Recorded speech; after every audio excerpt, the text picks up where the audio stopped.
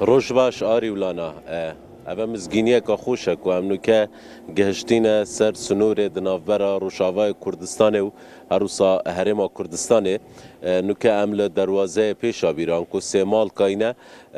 لحیویا رکار نیاسایینه که اف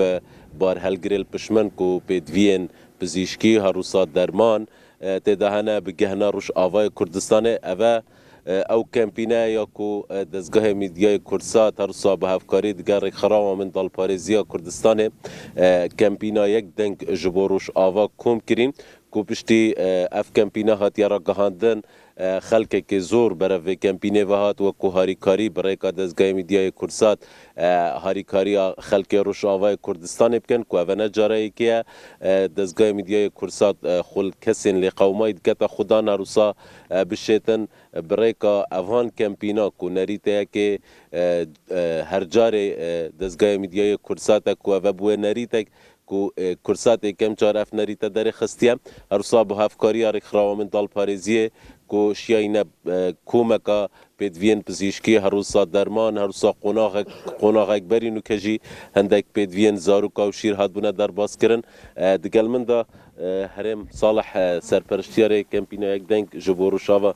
که کریم اگر امبیجین چند وان بار هالگرادای کو ابروکه بگهنه روشاوای کردستان او بابتی درمان و پزیشکی هموش تکانینا او بار هالگرانا نزیکی 137 آیتما و تقریبا 30 تنک ابد او تشتند في بار هالجريدا او نين كوبيت في بروش آوا هوا تنسيق دقل روش آوا كربو كوبيت في بچنه اما پێداویستێکی سەرەکی ڕۆژانەی خەڵکە و لەوێ و خۆتان ئەزانن شتەکان کەمبوونەتەوە و نەخۆشخانەکان دەرمان و پێداویستی پزیشکیان کەمە و ئەمە ئینشاءڵڵا ئەو کەمیە پڕەکاتەوە و خەڵک سوودێکی باشی لێ وەرەگرێت. باش قۆناغایەکێدا هەوە هەندێک تشتێندی فڕێ کردبوون هەوە چه فڕێ کردبوونە ڕوش ئاوا و سەرکەفتیانە هات نەدابەشکرا لەو کاتەیە پێداویستەکان شیر و بابەتی ئافرەتان هەبوو ئەوە ئێمە ئەو قۆناغە بە سەرکەوتوی جێبەجێکرا لە کاتێکی پێویستە خەڵک توانی سوودمەند بێ لە ئەو هاوکارانەی کە گەشتبوو ناوێ. باش پشتی وی قۆناغێژی قۆناغێکا دیفرە هەیە و هەندێک پێدویەندی بێنە فڕێکردن ئینشاءڵڵا ئێمە ئامادەکاریەکەین بۆ قۆناغی سێمیش و ئەگەر هاوکارەکانمان لە قامیشلۆ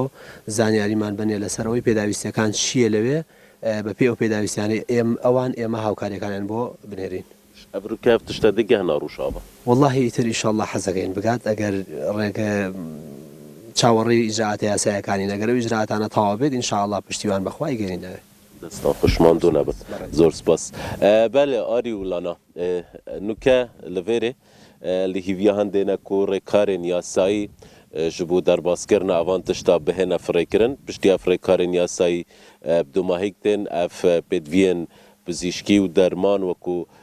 Kakherîmî jî de diyar kirin birekî zor ya îtima jî di nav daye ku bigihine destê Rojavayê Kurdistanê û bişên li wêrê li ser nexweşxaneyên Rojavayê Kurdistanê bihêne dabeşkirin.